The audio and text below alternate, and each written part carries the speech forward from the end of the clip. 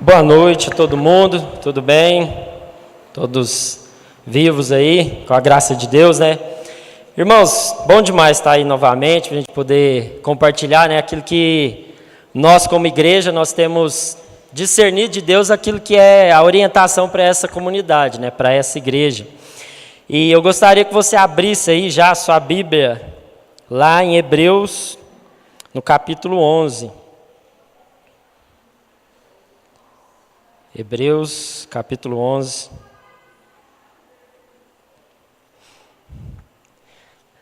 Tragam suas Bíblias, gente.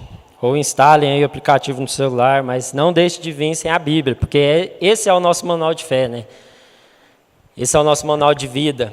E a gente vem aqui não é para falar de nós mesmos, não é para contar história, mas é para a gente poder meditar naquilo que vai trazer vida. Então, o cristão ele deve saber manusear bem a sua Bíblia. Então traga a sua Bíblia, se possível venha, participe aí nas quartas-feiras para você aprender um pouco mais. E não deixe de meditar. Porque igual eu falei, gente, domingo passado, se a gente deixa para abrir essa palavra aqui só hoje, mano, e esquece dela do resto da semana, como é que a gente vai ter bagagem, como é que a gente vai ter conhecimento necessário para a gente poder enfrentar as dificuldades que vão surgir, como que a gente vai ter sabedoria o suficiente para a gente poder tomar decisões sábias, que vão glorificar a Deus, que vão aí abençoar outras pessoas. Então não tem condição, gente. Quando a gente está na escola, a gente não fica uma semana sem ir na aula, né? Quando a gente está na faculdade, se a gente falta um dia, 2 dias, quem faz aí sabe o corre que precisa fazer depois, né? Porque o professor não está nem aí, você tem que fazer tudo por si. Então, na vida da igreja é a mesma coisa. Mas aqui a gente não vai ser formado em engenharia, em medicina, em contabilidade, em administração. Aqui a gente vai ser formado para a vida. Então, se você quer ser bem-sucedido em tudo aquilo que você fizer, assim como foi essa palavra que Deus deu a Josué lá no começo, lá no Antigo Testamento, é necessário meditar nessa palavra dia e noite. Porque senão a gente vai tomar bomba. A gente vai bombar toda semana, todo dia, com várias coisas e várias situações. Então, se a gente não sabe meditar, se a gente não sabe manusear bem essa palavra, a gente vai ser manco. Às vezes a gente é bom de história, a gente é bom de piada, a gente é bom de oração, mas a gente não conhece nada da nossa fé, daquilo que Deus falou a nosso respeito. Ou às vezes a gente é muito bom de oração. A gente é rápido em se ajoelhar, a gente é rápido em fechar os olhos, principalmente quando o momento está difícil, quando a crise vem, quando a ansiedade, quando o medo vem. A gente é muito rápido de orar. Mas aí a gente deixa de meditar. Então a gente começa a ficar manco em algumas áreas. Então é necessário a gente exercitar bem a meditação da palavra, a oração e a comunhão. Não tem como viver uma vida cristã sem esses 3 pilares. E aí lá em Hebreus, capítulo 11, a partir do versículo 1, a fé mostra a realidade daquilo que esperamos. Ela nos dá convicção de coisas que não vemos. Pela fé, pessoas em tempos passados obtiveram aprovação. Pela fé entendemos que todo o universo foi formado pela palavra de Deus. Assim, o que se vê originou-se daquilo que não se vê. Agora lá no versículo 6. Sem fé é impossível agradar a Deus. Quem deseja se aproximar de Deus deve crer que Ele existe e que recompensa aqueles que o buscam. Agora pula um pouquinho para frente aí, lá em Tiago, logo depois de Hebreus, no capítulo 2, a partir do versículo 18.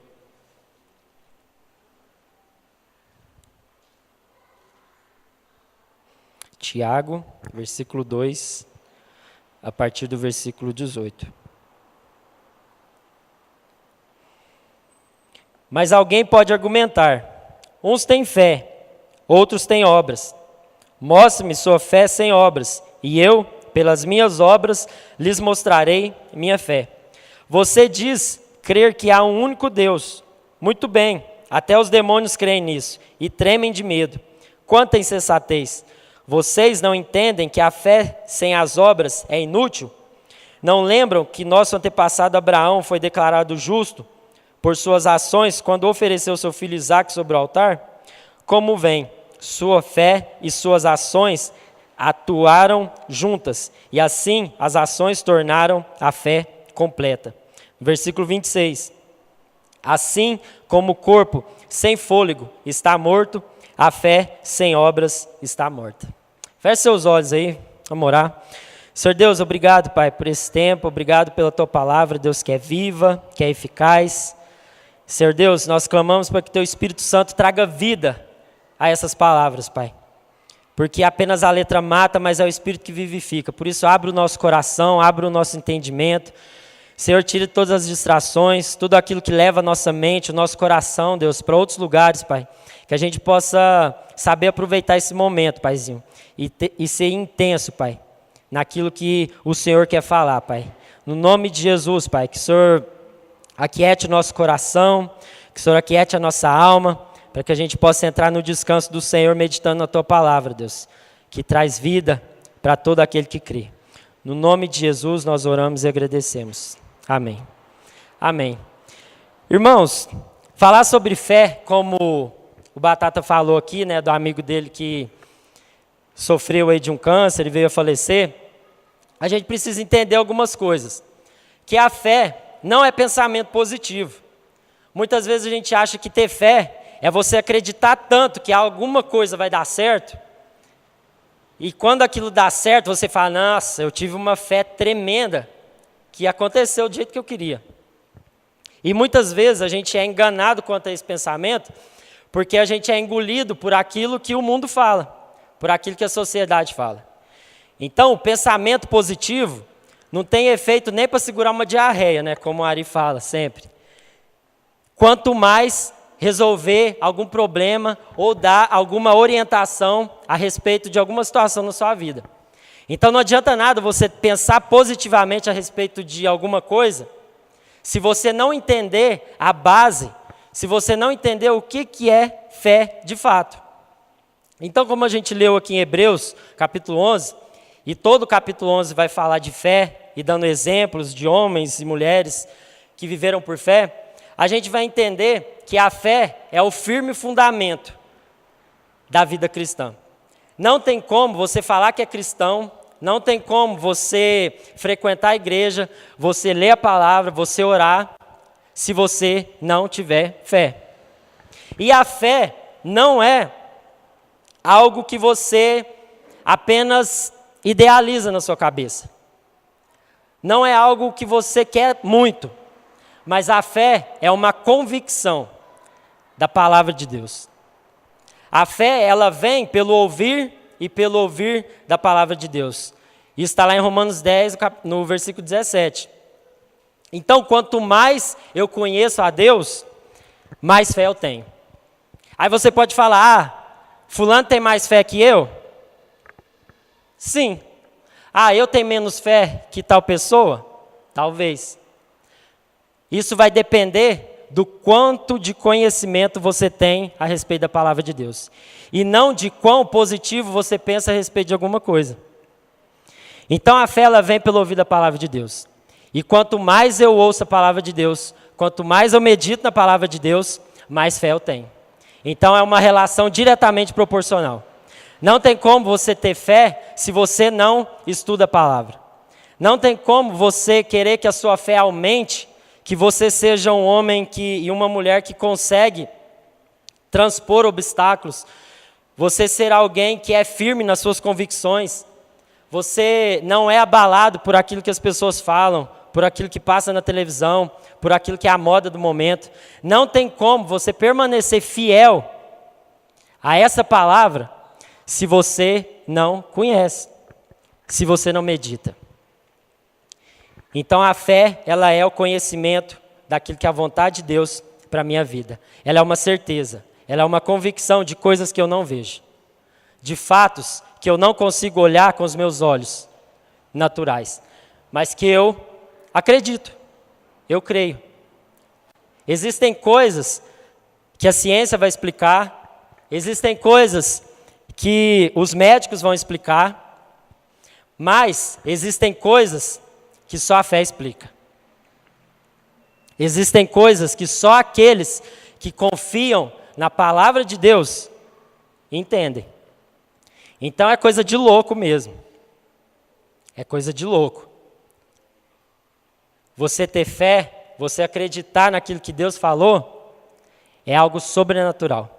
Não é algo que vem apenas de você mesmo, mas Deus, Ele gera isso dentro do nosso coração. E aí, pensando a respeito disso, galera, cada vez mais eu tenho a convicção de que nós não estamos vivendo numa geração cética, numa geração em que as pessoas não acreditam em Deus, em que as pessoas não acreditam naquilo que são coisas espirituais, mas muito pelo contrário. A gente vive uma geração altamente espiritual. Nós estamos inseridos numa época, num contexto, em que as pessoas, elas acreditam em alguma coisa. Ontem a gente estava num evento que teve lá na Praça de Tecelagem, e estava tendo umas bandas lá de composição autoral. Eles mesmos faziam as letras e tudo, as músicas, não era cover de nada. E eu estava prestando atenção no que a menina estava cantando. Falei, velho, eu vou prestar atenção. E aí eu pude perceber que até quando ela começou, antes de falar, ela falou, olha, nossas músicas falam muito a respeito do amor, muito a respeito da nossa existência, muito a respeito daquilo que é a minha vida. Então ela já deu um spoiler antes. Eu falei, beleza, vou prestar atenção no que você vai falar. E aí ela começou a cantar. E aí a maioria das músicas falavam a respeito de uma espiritualidade. Falavam a respeito de uma experiência que ela estava buscando encontrar em algum lugar. Seja ela na área amorosa, seja ela na área profissional, seja ela na área financeira. De alguma forma, as letras daquela banda estavam trazendo a realidade, aquilo que ela acreditava. Então hoje, galera, as pessoas, elas creem, elas acreditam em alguma coisa.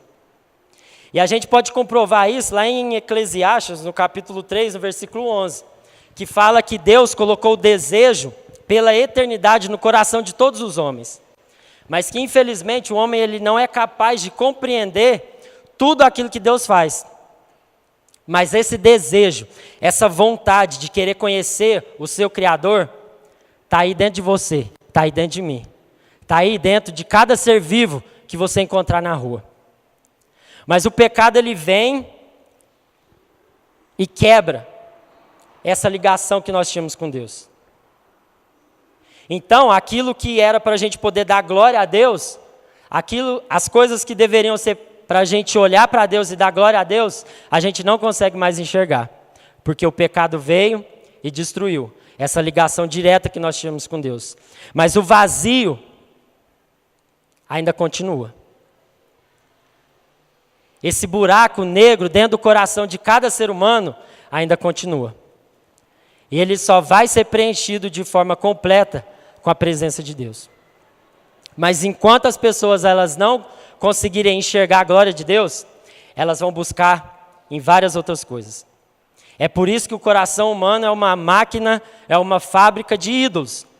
Porque ele está a todo momento tentando buscar algo que venha preencher. Por isso que a todo momento você precisa lembrar o seu coração aquilo que traz esperança. E lembrar das palavras que Deus falou a seu respeito, através da fé. Porque senão, você vai ser enganado. E aí, outros ídolos vão tomar conta do trono do seu altar. E aí, você vai cair no erro de permitir que você adore outras coisas, a não ser Deus. E eu não estou falando aqui de você adorar imagem de escultura, eu não estou falando aqui para você virar satanista, virar ateu, mas nas coisas sutis. Quando qualquer coisa toma lugar do seu coração, que só Deus tem autorização para estar, a gente passa a adorar outro Deus. Então eu não sei qual é o seu Deus, eu não sei as coisas que fazem você permitir que isso tome lugar no seu coração, mas meu irmão, vigia. Porque se não for Deus que preencher por completo esse vazio que está dentro de você, você vai colocar outra coisa. No meu caso eu posso colocar o skate, posso colocar tecnologia, posso colocar várias outras coisas. Mas a sua realidade e aquilo que o seu coração tanto deseja, pode tomar lugar de Deus na sua vida. Então o mundo está desse jeito. A sociedade, ela está buscando algo que venha preencher. Então falar de fé, hoje, é fácil. Se você começar a conversar com as pessoas na rua, com seus amigos, você vai perceber que às vezes não vai ter uma resistência quanto à sua fé. Porque hoje nós vivemos num mundo relativista. A pessoa ela vai respeitar a sua opinião, mas ela às vezes não vai concordar e ela vai te apresentar uma outra verdade. Ela vai falar, não, beleza, Jesus é massa, é bom, Deus é isso aí, mas deixa eu te falar, eu curto um chá de cogumelo, eu curto um brau e eu sinto uma paz tão grande. Eu curto outras coisas. E a minha espiritualidade eu busco em casa, eu oro, eu falo com Deus. E aí a gente vai ver que o problema da fé em si já não é mais um problema da nossa geração. Porque cada um vai ter um Deus. Cada um criou um Deus para poder adorar. E aí quando a gente vai testemunhar a respeito do nosso Deus, você vai se deparar com pessoas que também têm um Deus. Então, meus irmãos, aí eu me pergunto, o que está errado? Por que a nação brasileira, por que a igreja muitas vezes cresce em quantidade, em número, mas o Brasil está desse jeito ainda? Por que muitas vezes as igrejas estão lotadas, conferências abarrotam de gente, acampamentos, mas o Brasil continua esse caos que ainda está. Existe algo de errado. Qual que é o nosso papel? Por que as pessoas não estão conseguindo assimilar a nossa fé? Existe algo de errado aí. E o que há de errado, sabe o que é? É o nosso egoísmo. Cada vez mais nós estamos numa geração egoísta, que pensa apenas no seu próprio prazer, no seu próprio ventre, quando não faz do seu próprio ventre o seu próprio Deus. E cada vez mais eu percebo que nós somos influenciados por esse espírito egoísta. E aí, eu vou te dar um exemplo, e eu vou te falar algo que você vai parar para pensar essa noite.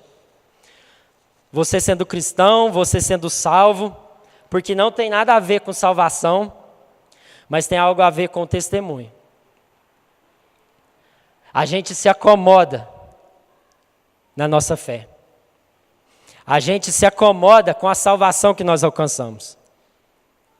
E às vezes no nosso extremismo, no nosso calvinismo, vamos falar assim, a gente folga. Porque a gente sabe que nada que a gente faça vai nos separar do amor de Deus. Nada que você fizer, meu irmão, vai fazer Deus te amar menos.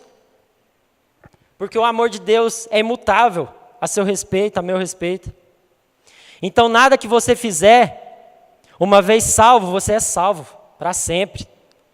Não tem crise, Deus não vai ficar arriscando seu nome lá do livro da vida toda vez que você pecar, não.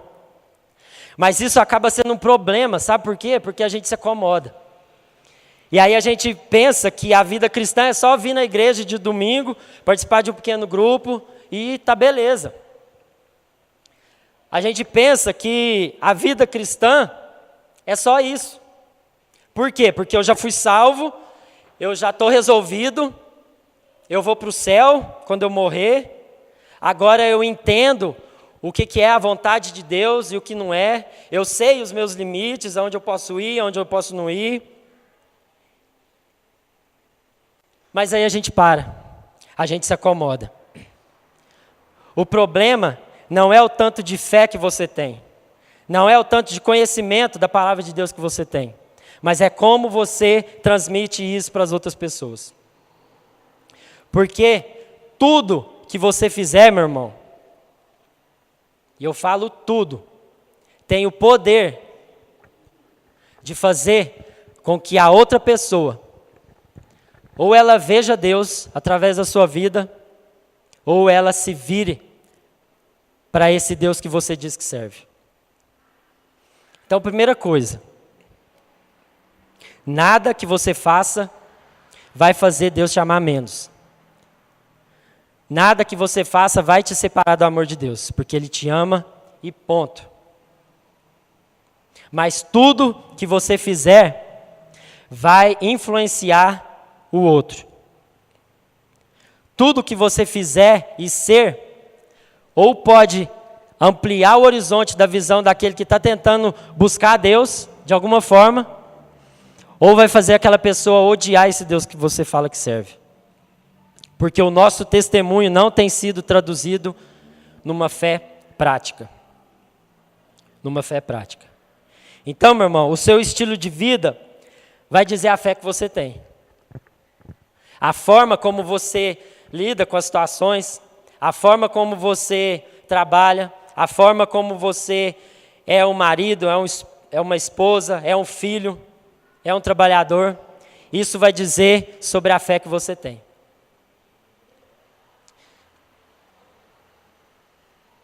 As pessoas, elas estão cansadas de ouvir. Elas estão cansadas de ouvir a respeito de um Deus que não está presente. Então, ouvir, elas vão ouvir. Mas o que vai trazer para próximo essas pessoas, da fé que nós temos e da responsabilidade que nós temos em revelar o amor de Deus, vai depender da nossa vida. Então, meu irmão, essa noite é uma noite para que a gente possa olhar para o nosso coração e ver como nós temos levado a nossa vida no sentido do testemunho. No sentido de como nós temos traduzido essa fé que nós tanto temos em Deus para as outras pessoas. Porque no Facebook está cheio de gente que fala, no YouTube, na televisão, mas as pessoas, elas estão carentes de olhar para pessoas que vivam isso aqui com toda a sua vida, com toda a sua força, com todo o seu entendimento. Não adianta nada você postar um versículo se você chega na segunda-feira lá no seu trabalho e só reclama. Se você é o pior funcionário da sua empresa. Não adianta você falar que crê em Deus, mas quando vai fazer um rolê na rua, olha para as mulheres e mexe. Não tem como você falar que crê em Deus, meu irmão. E a sua vida é controlada pelos seus desejos carnais, e você ainda é afundado na pornografia, na promiscuidade.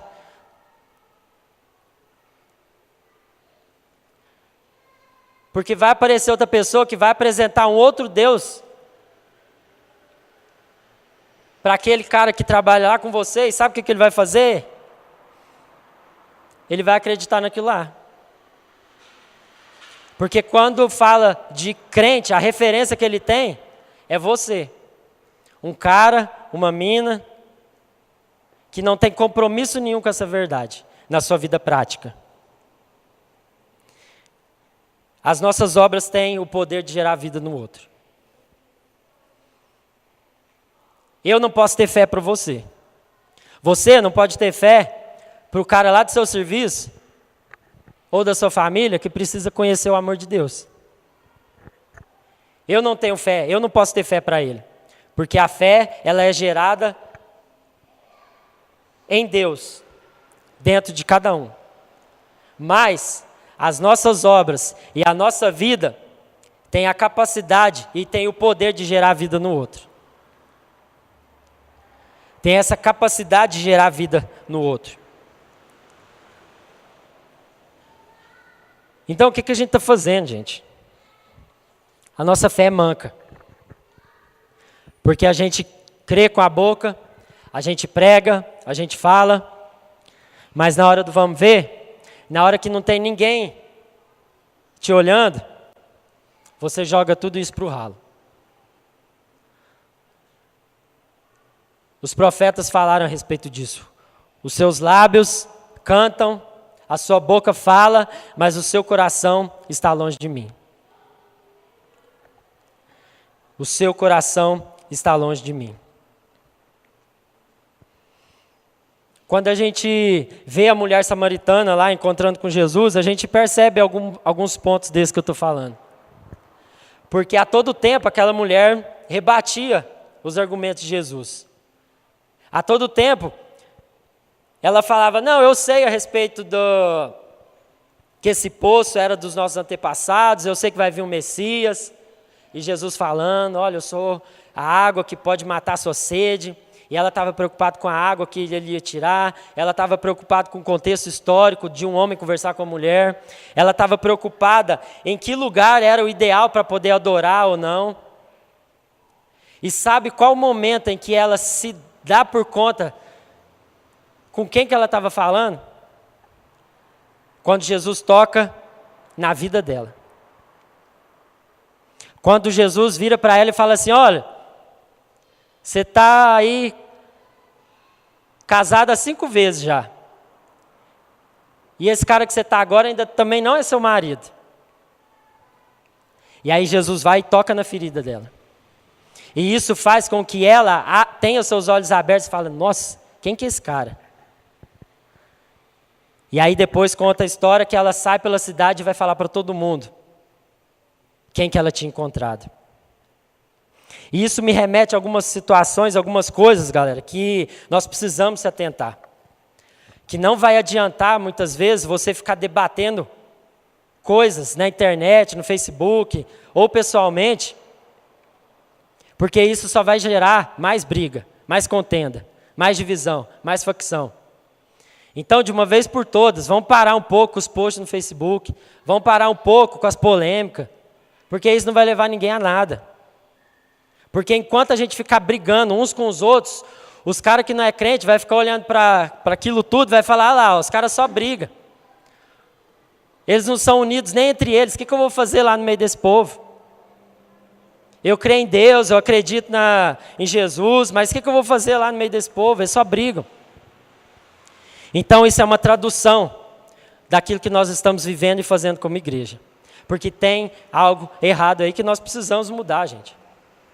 Nós precisamos melhorar essa tradução da nossa fé com as nossas obras, com a nossa vida.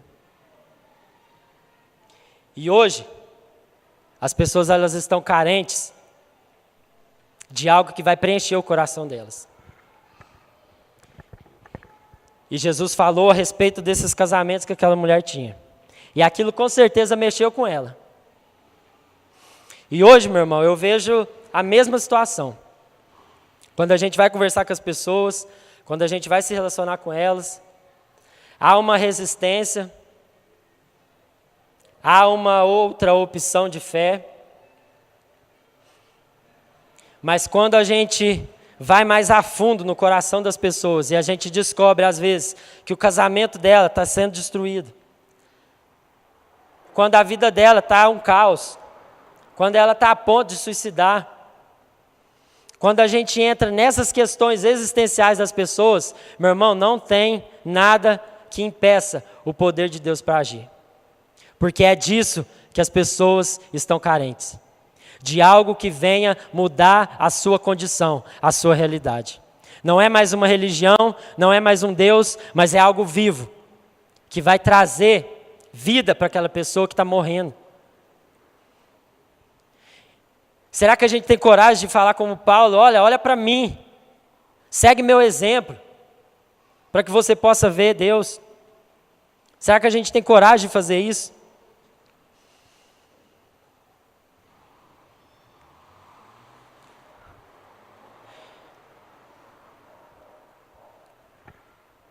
A gente está tão preocupado com nós mesmos que a gente não tem tempo nem para conversar com as pessoas e nem para sequer fazer um convite para que ela entre na nossa vida. A gente está tão preocupado apenas com nós mesmos que domingo após domingo a gente se preocupa apenas com a nossa religião. E aí eu queria fazer aqui um apelo, irmãos, para que se essa fé que você tem, se você crê de todo o seu coração que essa palavra é verdade, ela é real na sua vida, que você comece a orar por pelo menos uma pessoa que você conhece. Que você convide essa pessoa para fazer parte da sua vida, que você convide essa pessoa para fazer parte dessa igreja. Ou você vai esperar ela morrer para falar, nossa, velho, fulano morreu. E eu não falei nada. Eu não fiz nada. Sabe aquela pessoa lá que está passando por problema lá no seu trabalho, lá na sua faculdade, lá na sua família? Ela precisa de você. Ela precisa de você. E a sua fé, ela só vai ser vista a partir do momento em que você se posicionar e falar, eis-me aqui, Senhor, usa-me, usa-me. Eu não quero ser um servo inútil que só faz o que é mandado. Mas enquanto a gente estiver preocupado em resolver o nosso problema, enquanto a gente estiver preocupado em vir no culto dia domingo e bater o cartão religioso, meu irmão, as pessoas vão continuar morrendo ao seu redor. Os seus amigos vão continuar nas drogas, na farra, na bebedeira, nos vícios. E nós fomos chamados para ser luz. É desejo de Deus que todos cheguem à salvação. Que todos conheçam que Ele é Pai. E o que a gente está fazendo? O que você e eu temos feito para que as pessoas conheçam o amor de Deus? Sabe, postar história no Instagram, fazer post no Face, mano, não vai adiantar. Não vai adiantar. Enquanto você não se posicionar e falar, Deus, usa-me. Aquele cara que trabalha comigo, aquela pessoa que está junto comigo, e eu sei que a vida dela está uma droga. Me usa para ser luz na vida dela. Que a minha fé não seja apenas de falar, mas seja de fato e de verdade, de ações. Aí as pessoas elas vão ver uma realidade naquilo que a gente prega. No nome de Jesus.